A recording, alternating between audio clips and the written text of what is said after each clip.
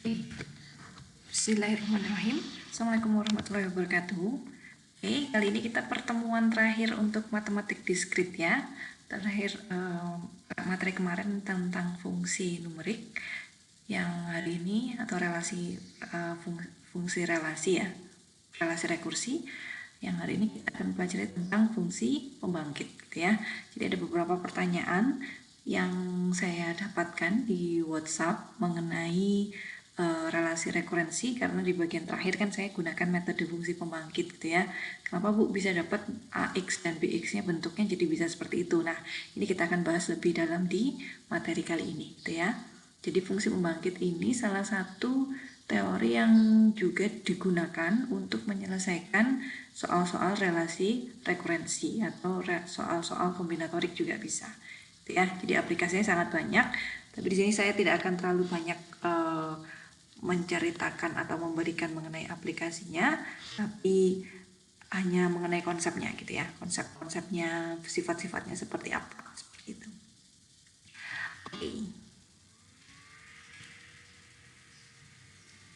Oke, sebelum kita ke fungsi pembangkit, kita pahami dulu tentang fungsi numerik. Kalian tahu bahwa fungsi itu adalah suatu relasi biner yang memberikan setiap unsur di daerah asal atau domain menjadi mempunyai nilai tunggal di dalam daerah hasil atau range. Jadi kalau saya punya di sini domain dan di sini ada range, ada relasi biner gitu ya, pemetaan dari domain ke range. Tentunya satu unsur di domain hanya punya satu relasi di range gitu ya, tidak boleh ada dua. Kalau dua berarti dia bukan fungsi, tapi bisa juga dua nilai yang berbeda di domain itu punya satu nilai yang sama di range, itu boleh. Kalau ini boleh. Yang tidak boleh adalah domain range yang bercabang yang di range-nya. Jadi satu unsur di domain punya dua nilai di range, itu nggak boleh ya. Yang ini bukan fungsi, yang ini adalah fungsi. Ya. Lalu apa yang kan kita belajarnya di matematik diskrit ya, kita mempelajari hal-hal atau bilangan-bilangan diskrit atau bukan hanya bilangan sebetulnya, semua hal yang diskrit gitu, yang sifatnya diskrit, tercacah gitu ya. Jadi fungsi numerik diskrit itu apa? Fungsi numerik diskrit adalah kelas fungsi yang daerah asalnya berupa himpunan bilangan asli dan daerah hasilnya adalah himpunan bilangan real. Jadi domainnya adalah himpunan bilangan asli mulai dari 1, 2, 3 ya, bilangan asli ya. Sedangkan daerah hasilnya adalah himpunan bilangan real ya. Jadi boleh setengah, boleh seperempat dan seterusnya. Nah, nanti kita akan sebut fungsi numerik diskrit ini dengan fungsi numerik saja, karena kita sudah tahu kita bahasnya di matematik diskrit, jadi kita membahas tentang fungsi numerik saja. Fungsi numerik dinotasikan dengan huruf kecil yang dicetak tebal ya. Contohnya, misalkan saya punya suatu fungsi numerik A. A itu bisa saya tuliskan sebagai barisan gitu ya, barisan ada A0, A1, A2 sampai AR sampai dan seterusnya untuk menyatakan nilai fungsi di 0, di 1, di 2, di 3 dan di R. Jadi di suku keberapa kita nyatakan sebagai A0, A1, A2. Jadi unsur A yang ke 0, unsur A yang ke 1, unsur A yang ke 2, unsur A yang ke R ya. Contohnya AR saya bentuknya 7R pangkat 3 plus 1 untuk R positif ya. Berarti ketika R-nya 0 nilainya dia 1, ketika R-nya 1 nilainya 8, ketika R-nya 2 berarti berapa? 5, 6, 5, 7 gitu ya, dan seterusnya. Bisa juga tidak harus jadi satu relasi saja. Misalkan untuk BR, saya punya BR di sini, untuk R antara 0 dan 11 nilainya 2R, untuk R yang lebih dari sama dengan 11 nilainya 3 pangkat R-1. Boleh saja gitu. Karena di sini kita mempelajari tentang hal-hal yang berbau diskrit, tentunya tidak memerlukan sifat kontinuan gitu ya. Jadi bebas gitu, menentukan nilainya bebas. Tentunya dengan pola tertentu seperti itu. Enggak gitu ya. Bisa juga dengan CR misalkan untuk R357-4, 0 untuk R lainnya. Artinya ketika R-nya 1, ketika R-nya 0, ketika R-nya 2, ketika R-nya 4, ketika R-nya 6 itu nilainya 0. Jadi hanya 357 yang nilainya min 4. Nah, ini DR juga sama sih, yang atasnya 2 plus R, bawahnya 2 min R gitu ya. Sedikit. Oke. Oh, ketutup. Karena saya nutup. Ya, misalkan apa hanya boleh 2 Bu definisinya? Boleh bebas gitu. Kalian mau mendefinisikan jadi 3 juga nggak masalah. Gitu ya. Tentunya kalau mendefinisikan semakin banyak sebetulnya semakin rumit ya. Lebih enak kalau kita mencari pola dan dari pola-pola tersebut yang paling sederhana penyajiannya seperti apa gitu ya. Nah, ini R definisinya ada 3. Jadi dibanding ganjil genap untuk R lebih dari 5 dibagi menjadi R ganjil genap. Untuk R0 sama dengan 0, R-nya 0 sampai 5, 2R plus 2 plus R. Nah, ini salah satu contoh aplikasinya. Misalkan kita menyimpan uang $100, bunganya 7% per tahun. Akhir tahun pertama tentunya uang kita jadi 107 ya, ditambah $7 gitu ya. Pada akhir tahun kedua, jumlah uang simpanannya menjadi 114,49 karena 7% dari 107 itu kalau kalian hitung ada 7,49 gitu. Dan seterusnya kalian hitung. Nah, ini pasti kalian sudah pernah mempelajari bunga majemuk ya, bunga majemuk di mungkin matematika ekonomi mungkin, atau waktu barisan di SMA atau MA juga mungkin sudah pernah mempelajari ini. Jadi kalau saya tuliskan deretnya, suku pertama 100, suku kedua 107, suku ketiga 114,49 dan seterusnya. Nah, kalau kita tuliskan secara barisan susah untuk melihat ya. Jadi lebih enak kita tuliskan sebagai AR sama dengan 100 dikali 1,07 pangkat R gitu ya. R-nya di sini adalah keberapa gitu, R keberapa. Oke. Lalu yang nomor 2. Nah, misalkan saya punya AR adalah menyatakan ketinggian terbang sebuah pesawat pada menit KR. Kalau pada 10 menit, setelah 10 menit diam di landasan, dia naik sampai ketinggian 30.000 kaki dalam waktu 10 menit. Mulai turun setelah 110 menit terbang dan lalu mendarat 10 menit kemudian. Dalam hal ini kita peroleh, jadi pada awalnya dia diam. Jadi untuk menit ke 0 sampai menit ke 10 diam ya. Jadi ketinggiannya 0. Lalu dalam waktu 10 menit berikutnya, artinya dari menit ke 11 sampai menit ke 20, dia naik 30.000 kaki ya. Nah, ini kalian harus cari polanya. Jadi ini kalau saya masukkan 11 dikurangi 10 1, jadi 3.000 ya. 11 dikurangi 10 1 1 3 20 10 30. Nah, ini kita ngambil ini dalam ribuan ini dalam ribuan ya. Jadi kalau 20 dia nilainya 30 kaki, 30.000 gitu ya, dibacanya 30.000 kaki. Lalu dia turun setelah 110 menit terbang. Jadi di menit ke 21 sampai menit ke 110 ditambah 21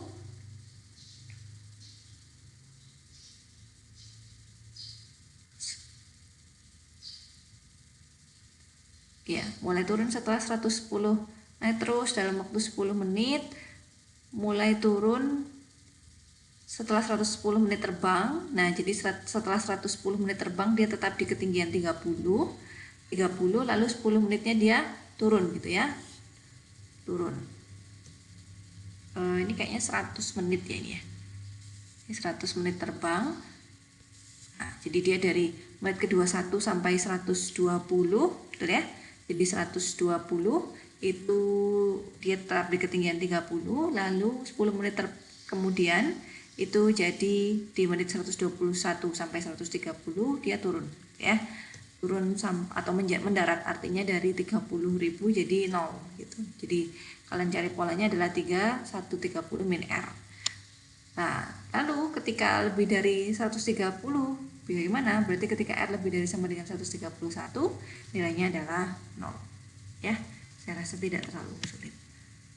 Oke, lalu bagaimana memanipulasi fungsi numerik? Kita sudah punya fungsi numerik, lalu apa? Itu mau ngapain gitu ya? Nah, kita punya beberapa sifat yang akan kita butuhkan nanti.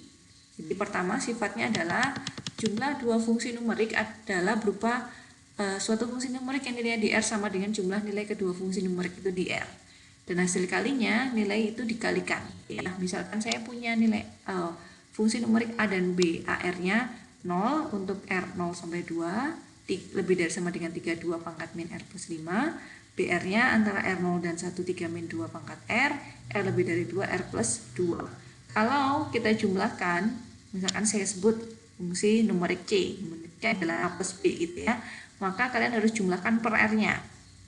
Jadi untuk R01, AR-nya 0, BR-nya 3 min 2R dijumlahkan 3 min 2R, R0 sampai 1.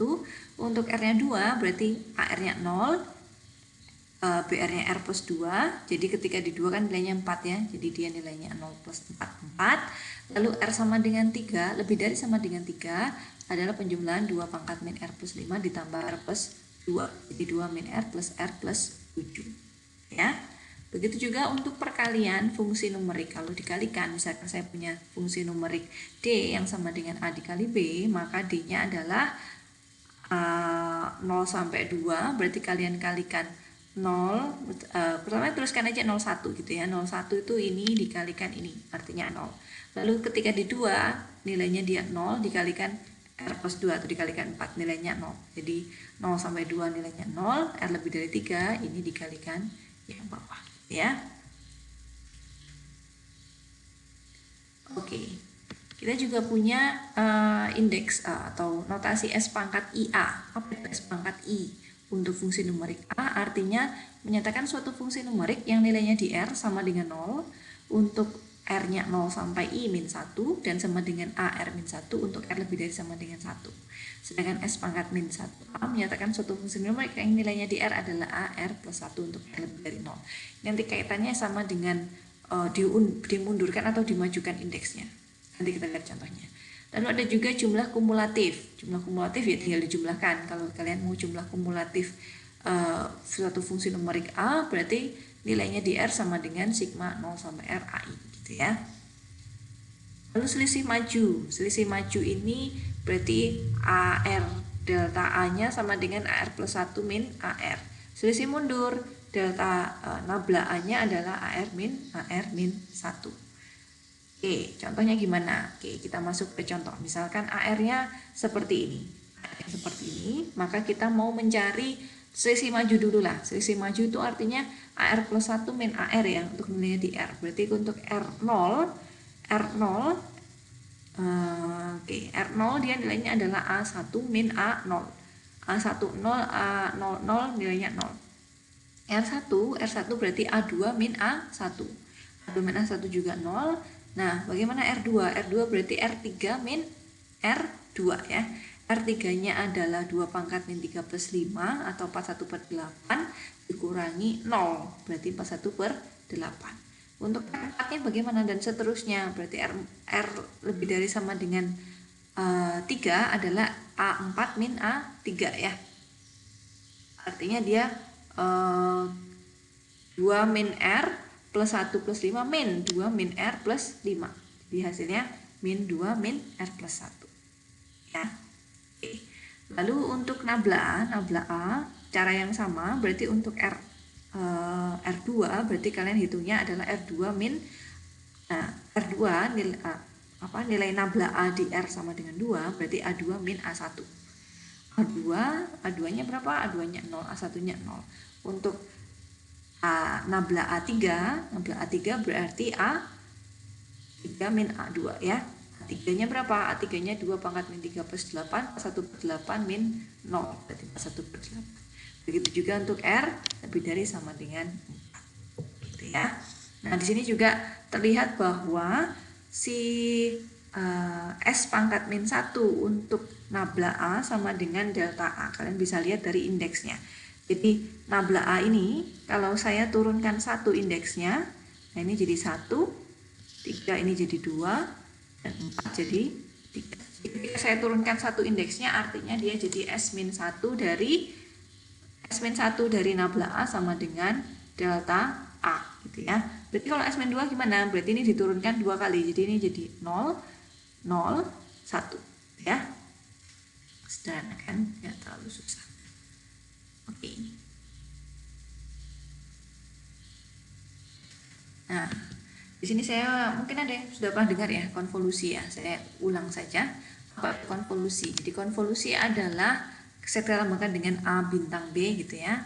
Misalkan saya sebut E gitu, A bintang B itu artinya tiap suku A dikalikan dengan suku B. Berarti A0 dikali B0, A1 dikali BR-1, A2 dikali BR-2 dan seterusnya gitu ya. Nah, misalkan saya punya, hati-hati ini bukan dikalikan A0 dikali B0, tapi A0 dikali BR, A1 dikali BR-1. Jadi jumlah dari indeksnya harus R gitu ya. Jumlah dari indeksnya ini kalau kalian jumlahkan itu harus R. Bukan A0 dikali B0 ditambah A1 dikali B1, bukan ini ya. Misalkan saya punya AR-nya 3 pangkat R, BR-nya 2 pangkat R, maka konvolusinya A bintang B-nya adalah 3 pangkat I dikalikan 2 pangkat R min I. Bukan 2 pangkat I, tapi 2 pangkat R min I. Ya. Oke. Kita masuk ke perilaku asimptotik suatu fungsi numerik. Oke, jadi perilaku asimptotik suatu numerik itu bagaimana nilai fungsi itu bervariasi untuk R yang besar, gitu ya. Harus di highlight di sini bahwa untuk R yang besar artinya apa? Kita hanya peduli dengan ekornya. Jadi kalau saya punya barisan, saya hanya melihat bukan kepala barisannya tapi ekor barisannya. Ekor barisannya ini kemana arahnya? Bisa jadi di depan dia masih fluktuatif, tapi makin ke belakang dia menuju suatu nilai. Nah, saya hanya peduli ekor barisannya itu gitu ya. Misalkan saya punya AR-nya 5. 5 ini kan kalau ditulis 5 gitu ya. Artinya tidak berubah dan tidak turun. Artinya nilai fungsi itu tetap gitu.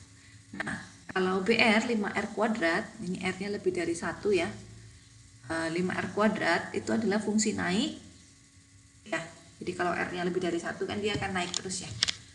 Fungsi naik yang sebanding nilainya kenaikannya dengan R kuadrat. Lalu 5 log R berarti fungsi naik juga sebanding dengan log R. Ini harus 1 juga. Jadi kalau pecahan juga dia jadi negatif ya. Lalu DR misalkan 5 per R. Ini adalah fungsi turun. Kenapa fungsi turun? Ini juga lebih dari 1. Fungsi turun karena dia berbanding dengan 1 per R gitu ya. Jadi kalau 1 per R yang makin besar kan dia makin mengecil. Nah, kita perlu sebut ini. Jadi dari tadi kita sebenarnya pengen pedulinya itu suatu barisan atau suatu fungsi numerik itu naik atau turun gitu. Cenderung naik ke belakang atau cenderung turun atau tidak dua-duanya gitu ya. Nah, terus sudah melihat misalkan ketemu fungsi numerik A itu naik, fungsi numerik B itu naik juga. Nah, kadang itu kita pengen membandingkan.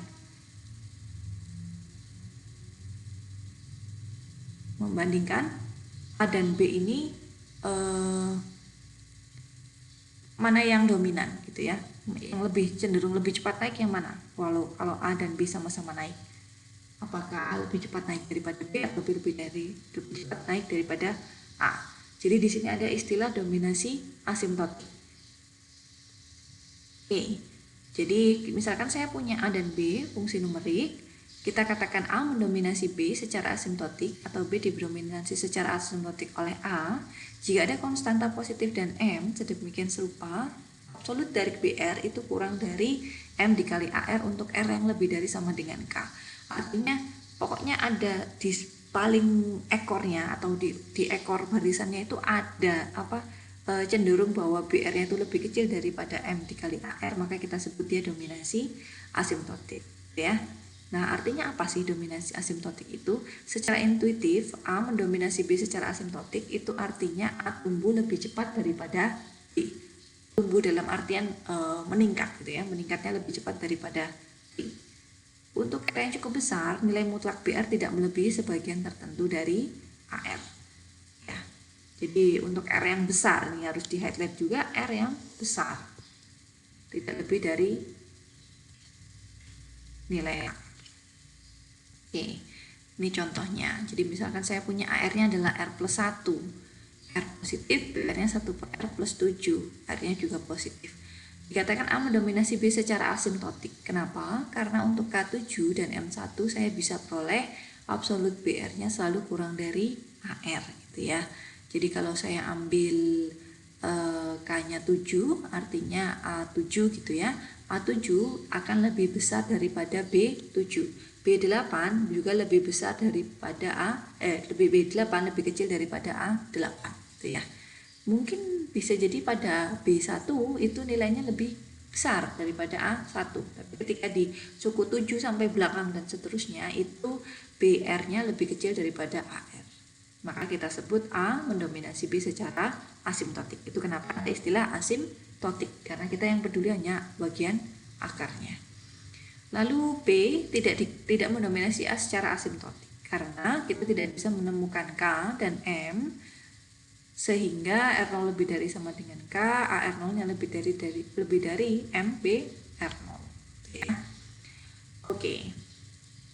Jadi kalau Anda mau bilang misalkan terus kalau saya mau bilang suatu fungsi mendominasi secara asimptotik, apakah harus menyebutkan K dan M? Ya, jika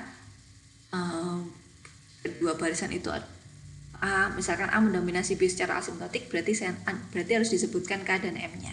Tapi jika tidak mendominasi secara asimptotik, tidak perlu disebutkan karena memang tidak akan ada K dan M yang memenuhi gitu ya. Jadi cukup sebutkan B tidak mendominasi A secara asimptotik ya. Tapi kalau untuk mendominasi secara asimptotik, sebutkan K dan M-nya. Nomor 2. Nah, ini intuitif interpretasi dari dominasi asimptotik. Misalkan kita menyimpan $1 di bank A dan bank B. Jadi saya punya $2, satu saya simpan di bank A $1 saya simpan di bank B. Bank A itu memberikan bunga tunggal 20% per tahun gitu ya. Jadi tidak meningkat. Jadi kita nabung katakan $1 berarti akhir tahun akan dapat 1,2, lalu akhir tahun berikutnya jadi 1,4 dan seterusnya. Sedangkan bank B memberikan bunga majemuk 12% per tahun yang diberikan setiap 4 bulan. Jadi kalau kalian bentuk fungsi numeriknya, AR-nya adalah 1 plus 0,2 R, BR-nya adalah 1 plus 0,3 pangkat 4 per R. Jadi 3 itu dari 12 per 4, jadi saya dapat 3% tiap 4 bulan. Nah, 4 bulan sekali, jadi periodenya jadi 4R di sini ya. Nah, kita sebut bahwa B mendominasi A secara asimptotik karena saya bisa menemukan K9 dan M-nya 1 sehingga BR itu lebih kecil daripada AR lebih kecil daripada BR gitu ya. Jadi B mendominasi A secara asimptotik. Interpretasinya apa? Ngapain sih harus menghitung dominasi seperti ini gitu ya? Nah, interpretasinya bahwa laju pertumbuhan simpanan di bank B lebih tinggi daripada di bank A. Gitu ya. Artinya apa? Walaupun pada beberapa tahun pertama total simpanan di bank B lebih sedikit, namun dalam jangka panjang total simpanan di bank B akan melebihi total simpanan di bank A. Lebih tepatnya di waktu 9. Jadi 9 tahun ke atas simpanan di bank B akan melebihi total simpanan di A gitu ya. Walaupun pada awalnya terlihat A lebih banyak daripada B atau B lebih sedikit daripada A. Jadi bisa untuk pertimbangan kalau misalkan mau menanam modal untuk jangka pendek berarti kita akan memilih bank A. Tapi kalau kita mau menanam modal untuk jangka panjang lebih dari 9 tahun kita pilih bank B. Gitu ya. Oke, kita punya sifat-sifat dominasi asimptotik. Sifat-sifatnya apa saja? Jadi kalau saya punya fungsi numerik A, absolut A secara asimptotik pasti mendominasi A. Jadi asimptotik A pasti selalu lebih besar daripada A. Absolut A harus lebih besar daripada A. Jika B mendominasi secara asimptotik didominasi oleh A, maka alfa B juga didominasi oleh A secara asimptotik. Jika B secara asimptotik didominasi oleh A, maka untuk sebarang bilangan bulat S pangkat IB secara asimptotik juga didominasi oleh S pangkat IA. Nah, kalau B dan C didominasi oleh A, maka kalau saya kalikan alfa B ditambah beta C, pasti juga akan didominasi oleh A.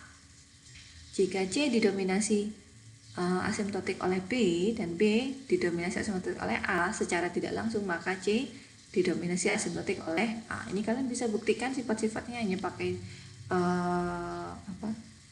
kaitan kurang dari ya, relasi-relasi kurang dari, bisa dibuktikan sebenarnya. Lalu yang nomor 6, A secara asimptotik mendominasi B, namun B juga mendominasi A secara asimptotik.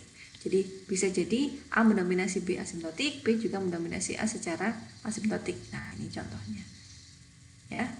Tapi bisa juga berarti pasti mendominasi satu sama lain? Tidak, atau minimal satu? Tidak. Ada kemungkinan bahwa A tidak mendominasi B dan B juga tidak mendominasi A.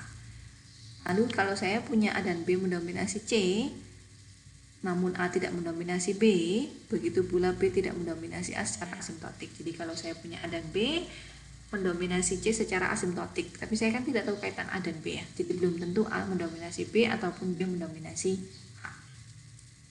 Ya. Oke, ini contoh soalnya. Misalkan saya mau menentukan banyak barisan dengan panjang R yang tersusun dari huruf X, Y, Z, alfa, beta. Bagian pertama setiap barisan tersusun dari huruf Latin dan bagian kedua tersusun dari huruf Yunani. Misalkan A banyak barisan dengan panjang R yang tersusun dari huruf X, Y, Z, dan B adalah banyak barisan dengan panjang R yang tersusun dari huruf alfa dan beta, maka saya punya untuk X, Y, Z kan hurufnya ada 3 ya, X, Y, Z, R posisi berarti saya punya AR-nya 3 pangkat R. Alfa beta 2 huruf sedangkan ada R posisi berarti 2 pangkat R. Nah, berarti banyak barisan yang bisa disusun berapa? Berarti banyak barisannya adalah 3 pangkat I dikali 2 pangkat R, 2 pangkat R min I, ya, konvolusinya, ya. Oke. Lalu yang nomor 2 ini misalkan sebuah bank bunganya 7% per tahun. Awalnya menyimpan 100, 110, 120. Jadi setiap akhir tahun kita nabungnya itu nambah gitu ya.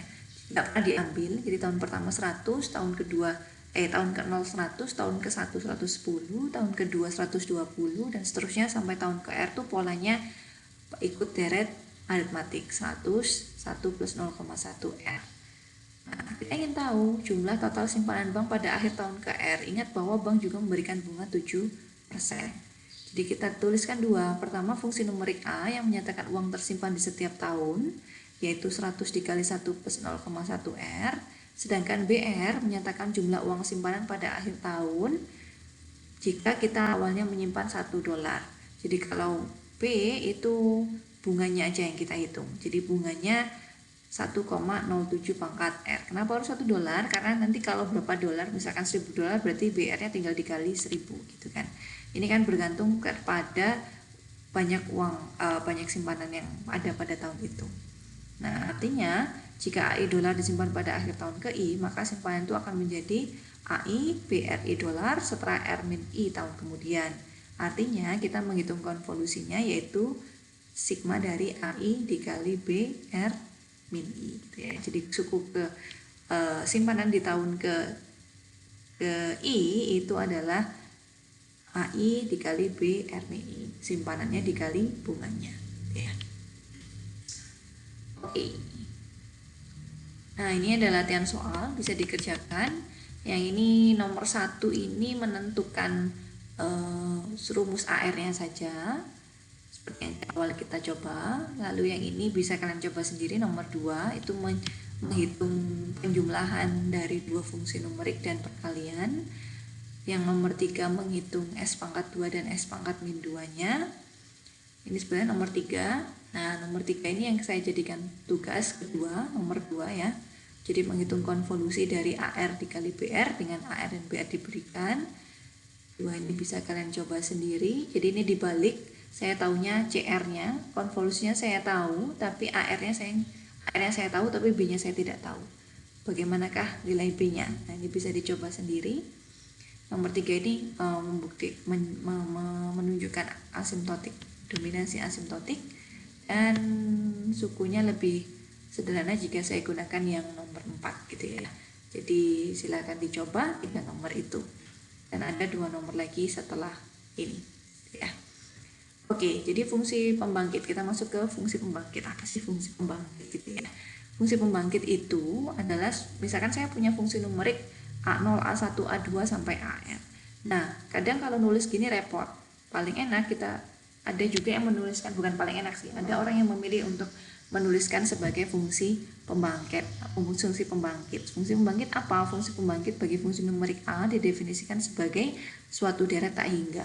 A0 ditambah A1Z ditambah A2Z kuadrat ARZ pangkat R.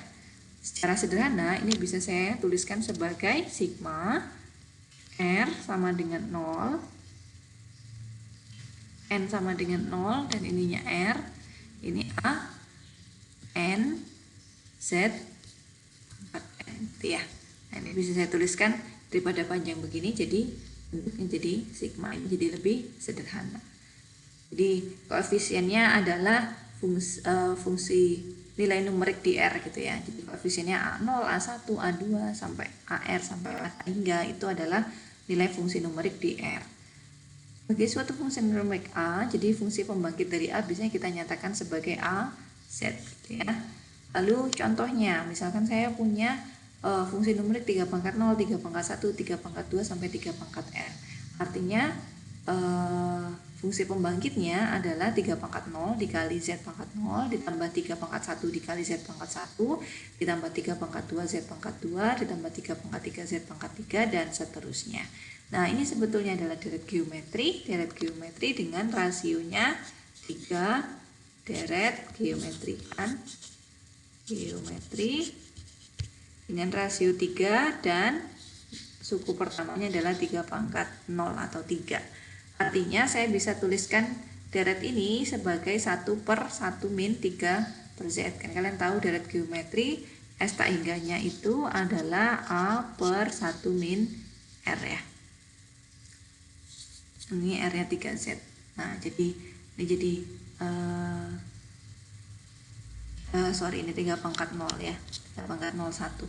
Jadi S tak hingganya adalah 1 per 1 min 3 Z. Nah, itu sebetulnya jadi lebih sederhana ya daripada menuliskan dari dalam bentuk fungsi numerik yang panjang, kita tuliskan dalam suku bentuk fungsi yang lebih kontinu gitu. Nah, fungsi kontinu itu memudahkan untuk menghitung atau memanipulasi fungsi-fungsi pembangkit. Sifat-sifatnya. Nah, kalau saya punya fungsi pembangkitnya A, saya punya fungsi numerik B sama dengan alfa dikali A, maka BZ-nya adalah alfa dikali AZ, jadi dikalikan saja dengan alfanya. Lalu penjumlahan dua fungsi pembangkit ya, jadi penjumlahan kalau C adalah penjumlahan dua fungsi numerik, maka fungsi pembangkit C adalah penjumlahan dari dua fungsi pembangkit A dan B. Begitu juga perkalian, kalau saya punya PR-nya adalah alfa R dikali AR, maka nah ini hati-hati kalau yang ini A-nya berlaku untuk semua. Jadi AR-nya tidak berbeda-beda ya, sama semua. Kalau yang ini A pangkat R, jadi beda-beda untuk tiap R, ya beda. Oke, lalu ada juga untuk S pangkat min IA. S pangkat min IA berarti Z pangkat min I dikali AZ min A0, A1Z, A2Z kuadrat, dan seterusnya.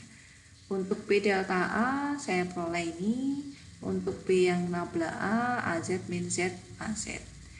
Untuk yang konvolusi tinggal dikalikan gitu ya. Jadi hati-hati untuk perkalian ketika saya punya fungsi numerik A dan fungsi numerik B, C-nya adalah A dikali B. Tidak.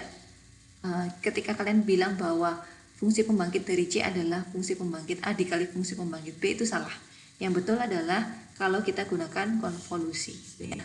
Jadi kalau C-nya adalah konvolusi dari A dan B, maka Cx atau fungsi pembangkit dari C adalah perkalian fungsi pembangkit A dan B gitu ya. Bedakan dengan tidak sama dengan C yang sama dengan A dikali B. Oke.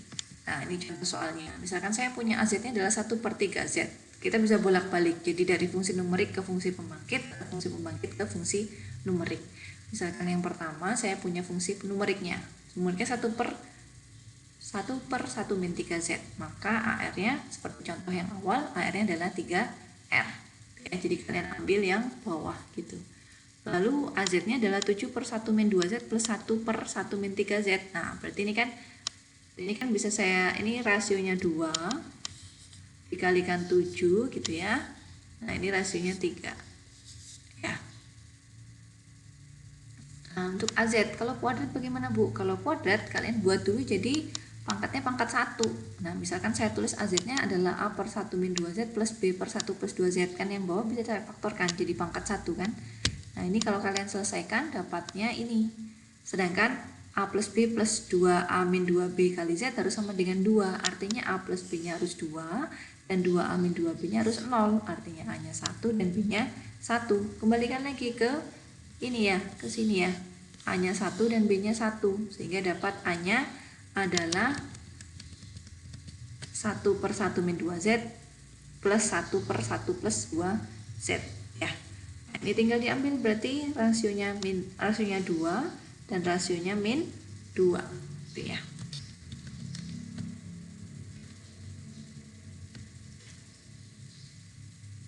Nah, ini contoh soal yang cukup menarik bagaimana aplikasi dari fungsi pembangkit bisa digunakan untuk membuktikan penjumlahan dari 1 pangkat 2 ditambah 2 pangkat 2 ditambah 3 pangkat 2 sampai R pangkat 2. Oke, ini kan sebetulnya fungsi numerik ya, fungsi numerik dengan nilainya di 1 kuadrat, di 2 kuadrat, di 3 kuadrat dan seterusnya. Di R kuadrat. Kita jalan dari fungsi pembangkit 1 per 1 min Z. 1 per 1 min Z itu kan 1 plus Z kuadrat plus Z pangkat 3 gitu ya. Fungsi pembangkit dari 1 lah. Nah, turunkan ruas kiri dan ruas kanan. Jadi saya dapat yang ini ya. Saya turunkan terhadap Z, maka dapat yang bawah. Lalu kalikan terhadap Z kanan kiri. Jadi saya dapat yang ini. Turunkan lagi terhadap Z. Nah, ini saya turunkan terhadap Z. Kan sebutnya di sini ada 1 kuadrat. Turunkan terhadap Z.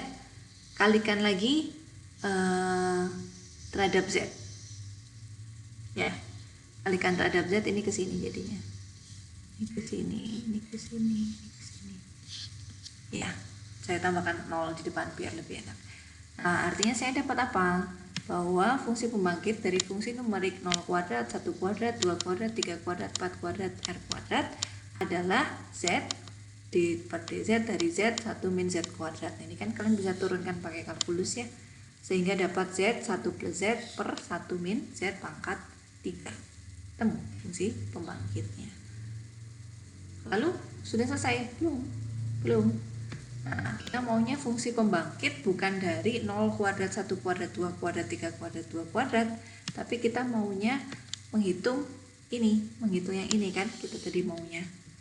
Jadi kita mau cari fungsi pembangkit dari fungsi numerik 0 kuadrat, 0 kuadrat plus 1 kuadrat, 0 kuadrat plus 1 kuadrat, 2 kuadrat, 0 1 kuadrat, 2 kuadrat, 3 kuadrat, dan seterusnya.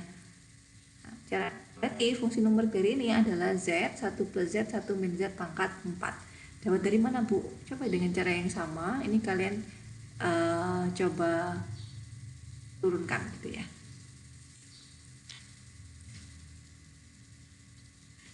Oke.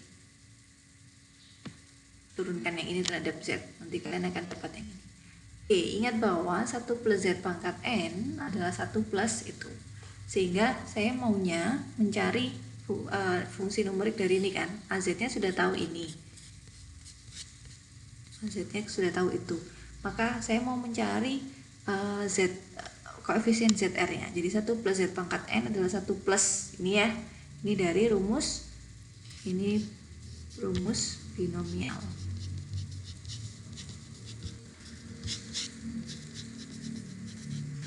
Ya, sehingga koefisien ZR-nya, nah ini kalau mau ngitung koefisien ZR-nya kan tinggal ini ya, ini jadi koefisien ZR yang pangkat 4. Nah, berarti kalian hitung min 4, min 4, min 1, min 4, min 2, N sama dengan min 4.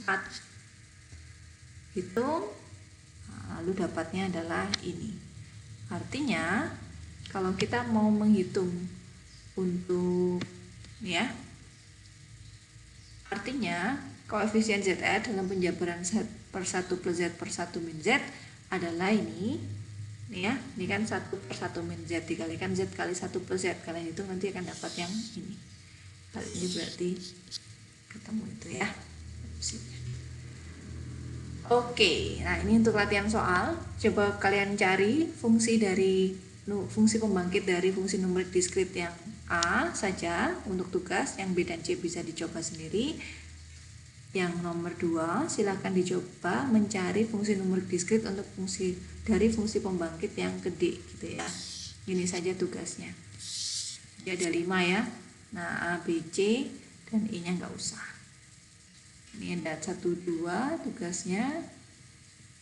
Mana lagi?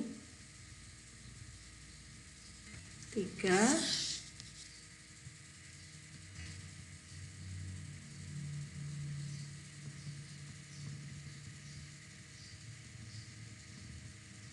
Lagi.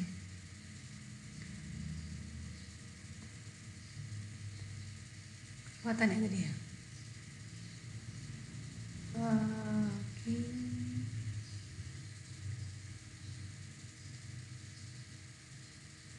4 dan 5. Gitu ya tugasnya.